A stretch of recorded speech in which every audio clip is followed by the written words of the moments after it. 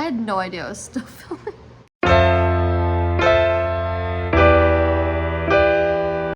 Hey everyone! So I wanted to sit down and answer some questions that I've been getting on some of my videos recently about what it's like to be a school psychologist.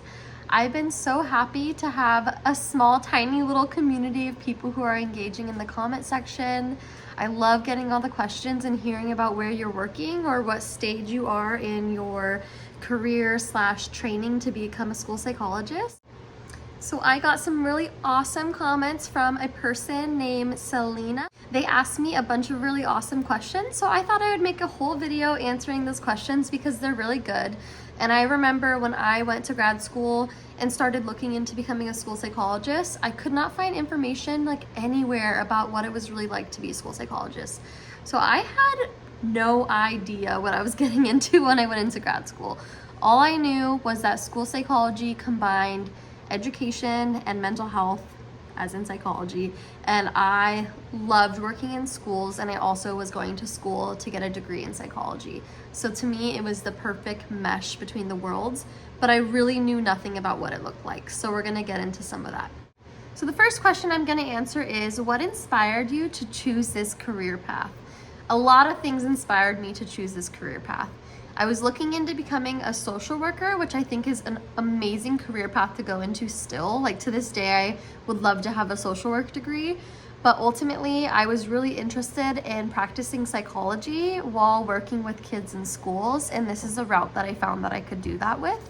But I was inspired by mental health in my family and around my friends. I have experienced a lot of pain in my lifetime, and growing up, I had a lot of anxiety and was faced with a lot of poverty as well as trauma, and I never had an adult around to help me with that. I don't remember anybody reaching out to me.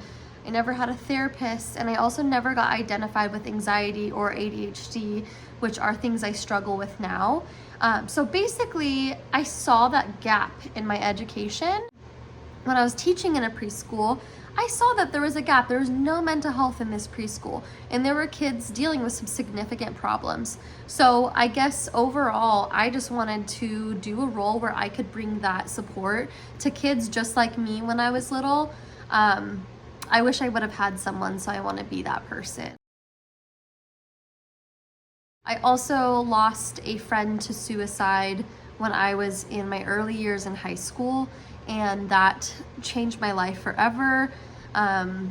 He was only 13 years old, and so that is really significant for me. And also during grad school, while I was learning about becoming a school psychologist, I lost another friend to suicide. So it's just something I'm called to, and when you're working in schools, you really can do that suicide prevention work at the ground, like in the field, on the ground. That is where we need it most. Suicide prevention is in schools, because that's where you reach the most amount of kids. And so that has been one of the joys of my life, is to teach kids about suicide awareness and prevention and help kids through those feelings. I hope I'm not rambling too much. I feel like this could be a really long video because I have a lot of thoughts. My second question is, what did I get my degrees in? So my undergraduate degree was in psychology, and while I was getting that degree, I worked full-time in a preschool and taught preschool. And then I applied to graduate school to become a school psychologist. My degree is an education specialist degree in child, family, and school psychology, and I also have a concentration in early childhood special education. The reason why I have that concentration is because of the preschool teaching thing. I love preschoolers. That age makes me so happy. 4-year-olds, kindergartners, all the little ones are just where my heart is at. I also, though, have found that I love working with middle schoolers and high schoolers. I love all kids. So those are my degrees, and a specialization, I guess, for me is an early childhood sped. So what is an EDS degree? An EDS degree is an education specialist degree. It's a very specific degree that most people haven't even heard of. I believe principals get EDS degrees as well sometimes. Sorry, I just got a notification from one of you. Hi. I'm really excited about all of you guys, by the way. It's a small little group, but I'm still really excited. So in the first year, we did Practicum 1, which is an experience in the school setting, and we did 1 day a week as Practicum 1 students. And then the second year, we started Practicum 2, 2 days in schools with our supervisors. It's much more involved. You feel a lot more involved in the community of schools that way. Also, this is just my program, so not every program does this the same way. But we had Practicum 1, Practicum 2 was a full year. Hi guys, it's me from the future. I just wanted to come and clarify about my program really quickly. It was a 3-year program that is 2 years of really intensive coursework, as well as Practicum 1 and 2. And then the third year was a full-time internship where we only took a few credits, but we also did some big case studies and coursework while we worked full-time in real schools. I worked independently, but some places did not do as independent. But that's kind of what my program was. The next question I'm going to answer is any additional licensing or certification that I had to go through. I think every state requires a state license. Currently, I'm certified to practice school psychology in both Colorado and Indiana. I recently moved from Colorado to Indiana, so that's why I have 2 of those certifications. But you also have the option to get a national certification. It's called the NCSP, which is a Nationally Certified School Psychologist, and that's through NASP. NASP is our National Association for School Psychology, and that is the, what's the word for it? NASP is like our APA. NASP is our rule book, but our rule associate, that's where everything comes from. I don't know how to explain that. Look up NASP if you don't know what NASP is. You can get your national certification, and the positive thing about that is some districts will actually pay you more per year to, or maybe just a bonus, I don't know, every district's different. In Colorado, my district paid, I think, $2,000 extra bucks a year for being nationally certified, so it helps your salary. Currently in my district, I don't get anything for being nationally certified. I'm gonna let him bark it out real quick. He's thinking about it, look at his little cheeks puffing out. All right, the next question. What are the most common psychological, special education, or standardized tests that you use and often work with? That's a really good question. It's different for every psychologist. I'm gonna tell you the ones I personally use. Different ones. He's so cute. He's so cute, you can't even be mad at him, but he scares me when he barks out of nowhere. Let's get back to the question. I'm gonna do a general overview of the ones I do, and if you're a school psychologist or training to be one, you know these tests, and if you are thinking of going into the profession but you haven't started your training, these all might just sound like acronyms and words, and that's okay because you're not meant to know these yet. Once you go to grad school and take your assessment courses, you will learn these. My favorite cognitives to give are the KBC and the WISC. I like both of those because there are nonverbal options for students who are either dual language learners or students who are less verbally equipped with speaking. So I like those, and also the KBC is more culturally appropriate for different populations. Achievement, I like the Wyatt. That's mostly because I do the Wyatt the most and we had a lot of training in the Wyatt, and so that's just the one I'm most comfortable with. I honestly don't enjoy giving academic assessments at all. They're long and hard for my attention span, so they're also very hard for kids' attention spans. So it's not my favorite, but I have to do that in this state. In Colorado, I did not give achievements. But here I do. My favorite adaptive is the Vineland. Again, some psychs I work with don't do the Vineland at all. The behavioral assessment that I like the most is the BASC, and that is because it feels like the gold standard. I don't know if every school psych would agree with that, but the BASC looks at everything: anxiety, depression, aggression, symptoms that can be associated with autism. What else is in the BASC? There's a lot. It covers so many different things. So I enjoy that because everything is kind of. My favorite autism assessment is the SRS-2, and again, people like different ones, but that's the one I use the most. Honestly, I think most people would probably agree with this. Whatever template you've created already or are most comfortable with, are probably the tests that you're going to want to stick with the most, because creating new templates for new assessments takes a lot of time. So for example, the Vineland, I already had like a really strong Vineland template written up for my reports. So that's the one I like to use because I already have such a solid Vineland. And then also it takes time to build your templates and make them perfect. Every time you give a test, you're writing something new and you realize, oh, this would be better for my template. So you're kind of always molding them and changing them. So once you feel really confident in your template, it's really hard to switch over to a new test. At least that's my opinion. So those are my favorite assessments to give. And if you have no idea what I'm talking about, that's okay. You'll learn if you decide to become a school psychologist. I'm gonna do a 2-part video because there's a lot of questions and this is taking longer than I thought, but it makes me happy because it's making me really think about this job, and it's cool to kind of like teach people about it and hopefully bring people to the field, because we really need people in our field. Our field is understaffed and it's a kind of niche field that a lot of people don't know about. So anywho, my next question, and maybe my final question because I'm sure I'll go on some rants, is what are the pros and cons of working as a school psychologist? And there are a lot of pros and there are a lot of cons. And it's definitely something to consider when looking into what career you're getting into. And everyone's different again, every state's different and every district's different. So for me, the pros of being a school psychologist, number 1 is working in schools.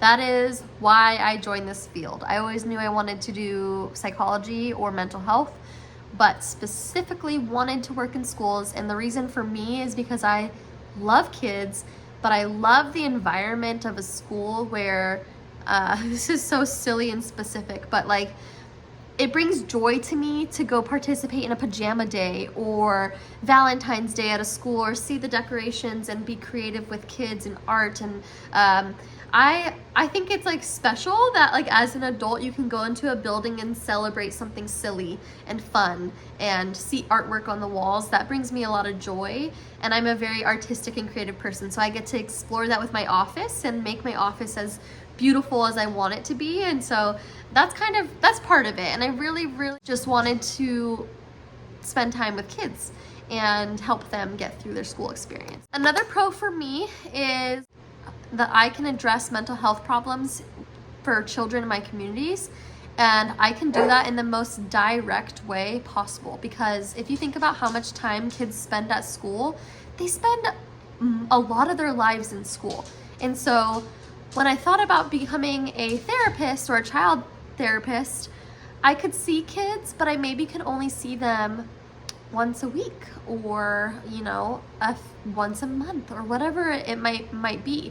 But when I work in schools, I get to see these kids every single day, even if it's just to wave at them in the hallway or go check in with them in class and make them sure they see my face and know that I love them and care about them and that I think about them and that I know when our next meeting is going to be and all of that. So just being able to work on mental health in such a direct way that really it's just the best, because these services are free to children. Our services are free to them. So they're getting mental health services and identified free. Their families do not have to pay for this. Our states or, Medicaid, Medicare, whoever pays for that stuff. But our families, even the lowest poverty families, are getting services if they're identified by people like you, a school psychologist or a social worker. Teachers, everybody's providing these kids a service that is so special. And if you think about that, that's really remarkable. And I think that that's just powerful. So I really love this job. It makes me really happy to see changes be made. Oh, I'm getting emotional. I miss my kids so much. And I've left a lot of kids in Colorado that I miss. Tangent. I was working and I heard a voice in the background of a kid, and it sounded just like one of my kids back in Colorado. And I literally had a moment where I was just confused where I was, because if you see someone in a different state, you're like, what are you doing here? And so I had that moment and turned back and realized what kid I thought it was. And it just made me sad. It made me miss him. He's off in middle school now, and I didn't get to finish out the year with him. So anyway, just the biggest pro of this job is the connections you make with kids and families. Point blank. these children become your life, and in a good way. Like you shouldn't be taking your work home with you. That is something to learn early on. But these kids become like part of you, you know, who you love them and you just want to see them do well. And especially if you're staying year after year with them, you're going to see them grow and change so much. And I could talk about this for hours, but it's a really, really special job. There are a lot of cons for it. So some of the cons are, it's really hard. It's a really hard, draining job. Depending on what school and what role you are, it's a physically draining job. For example, if you're gonna work with really high needs students or students with intense behaviors or unsafe behaviors, there's safety concerns that come with this job. So trigger warning about like assault, but it's by a kid, not like an adult assaulting me. But I have been choked by students, I have been punched by students, I've been in the ER with concussions from students, and there's also some fears with like if you're working, like I'm 5'2" and I've worked in a high school before, and there are some like fights with high school boys who are much taller than you, and it's just, there's just like all those different kind of factors where it's definitely not all peaches and butterflies and like sweet and easy. It's really a hard job. Your physical body can be at risk at times, but the thing is though, I'm not even upset by that, because I see this kid who is just unable to control their body, or they're so scared and triggered, or they're so whatever it is. Like those kids who have hurt my body, I love them and miss them so freaking much, and I would never like be sad about it or hold it against them. That doesn't mean it doesn't take a toll. My neck still hurts from the time I got like whiplash and a concussion. And so if you're not prepared to work with students who potentially bite or spit or have these big behaviors, that is something to consider when going into this field. There's also, you have to make a lot of reports on families for abuse and neglect and things like that, and that can be really uncomfortable and sad. You hear a lot of sad things.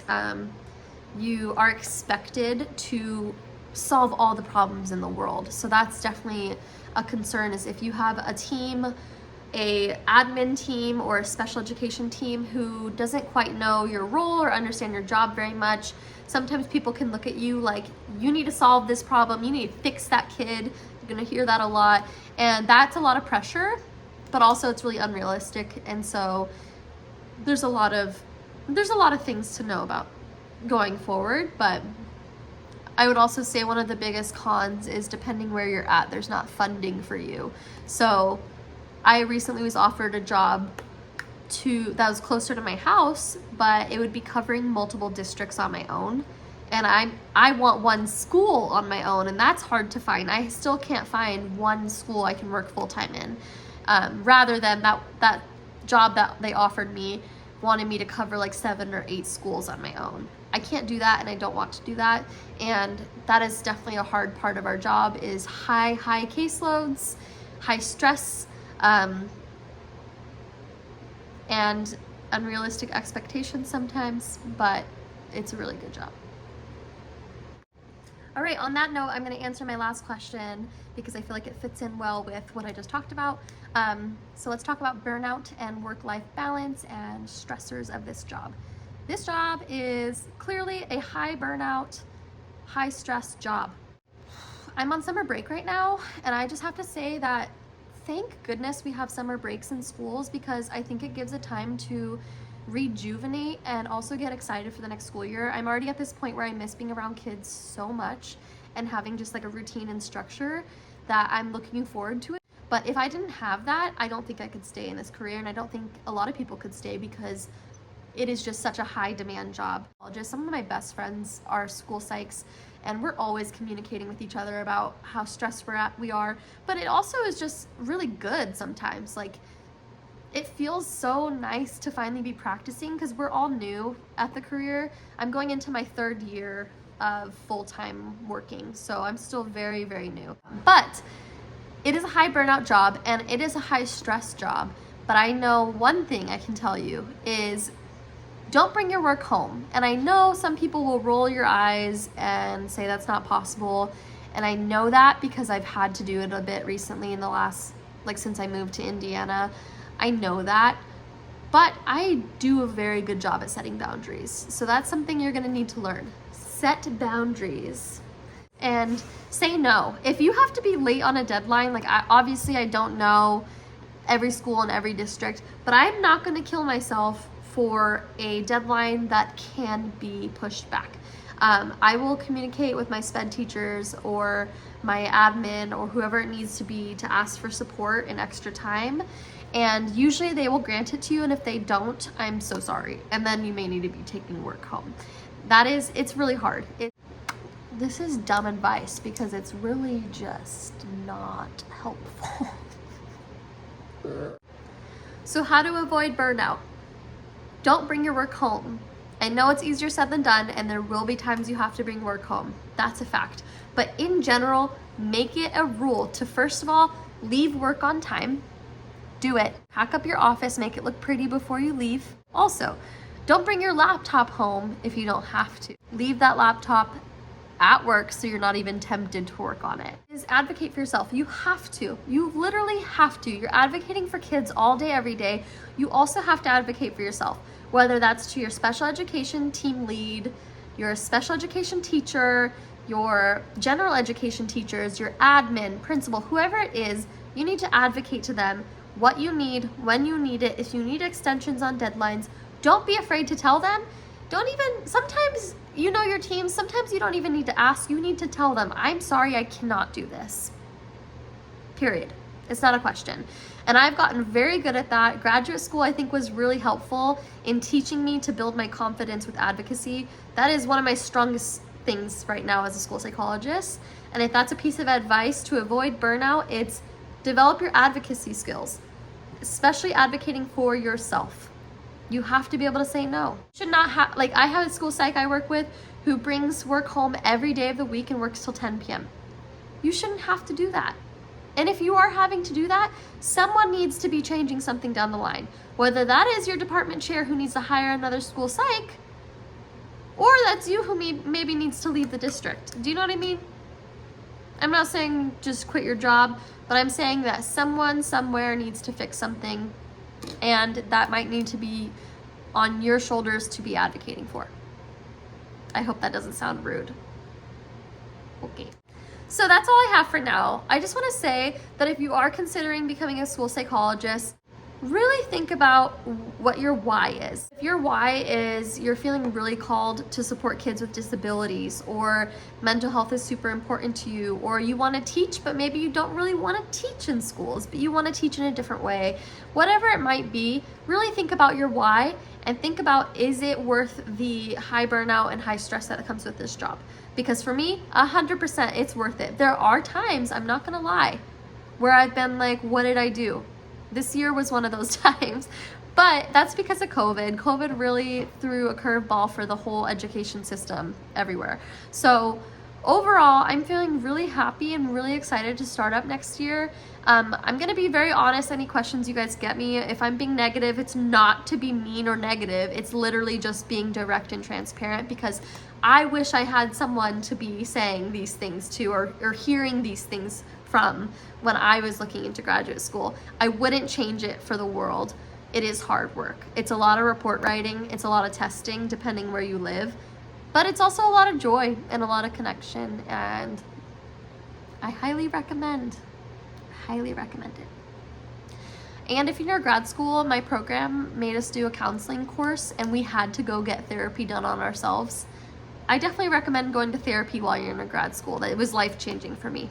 Super life-changing. So anyway, keep commenting below. This is part 1. I'll do another one soon, and I really appreciate your guys' participation and questions, and I'll talk to you soon. Bye.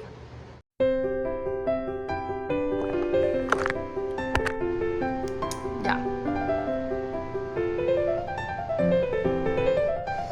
This will get done eventually. My dogs are a lot. Now he's humping the other dog.